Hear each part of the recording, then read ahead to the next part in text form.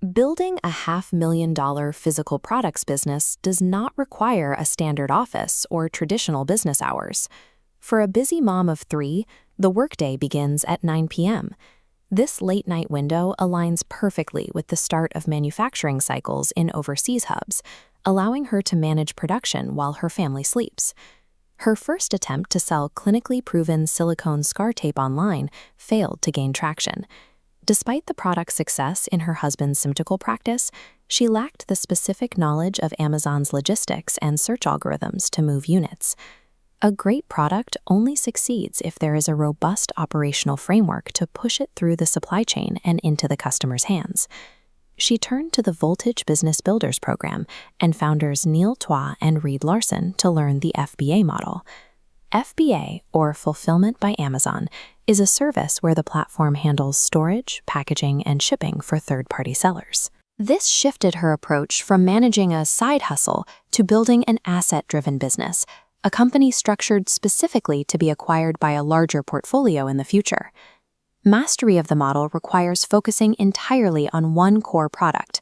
Perfecting the operations of a single winner creates more long-term value than launching dozens of mediocre items.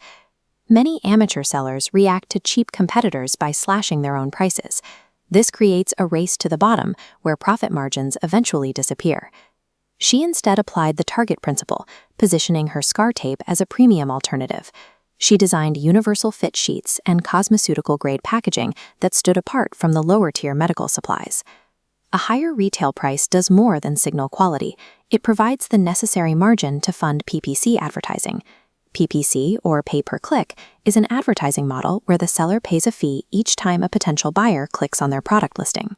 This premium positioning creates a defensive moat, protecting the business's profitability from competitors who only compete on price. When initial sales start to climb, entrepreneurs often feel the urge to immediately launch new brands or product variations to capture more of the market. However, spreading limited capital across multiple new listings can starve the original winner of the cash it needs to scale. The Voltage strategy demands a strict commitment to one brand, one category, and one supplier. Disciplined focus on a single SKU ensures that all available cash is reserved for the rapid expansion phase. As the brand gains authority, sales often follow a hockey stick growth curve. Volume can jump from 40 units per day to over 120 units in a matter of weeks.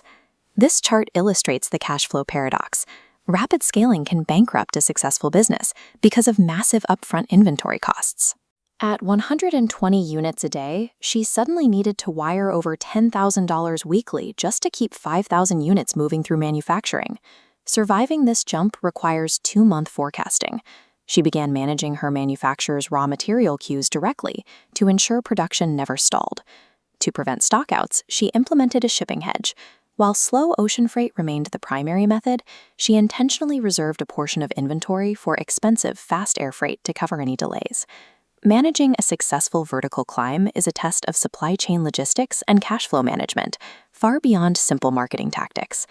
The biological reality of the product provides a natural stabilization point. Scar healing is a slow process requiring consistent treatment for 6 to 12 months. By leveraging this requirement through the subscribe and save model, she built a base of MRR.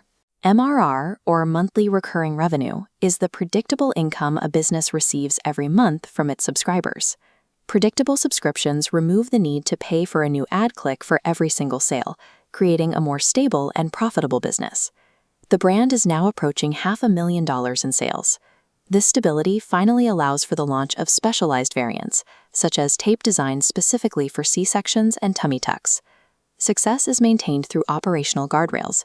She utilized her medical background to navigate the high barrier of regulatory compliance, but strictly avoided high-complexity products, like electronics, that are prone to mechanical failure and heavy customer support demands. By following an established framework, she bypassed years of expensive trial and error, moving directly into the role of a brand owner rather than a product flipper. The Amazon model offers a mechanism for extreme logistical focus.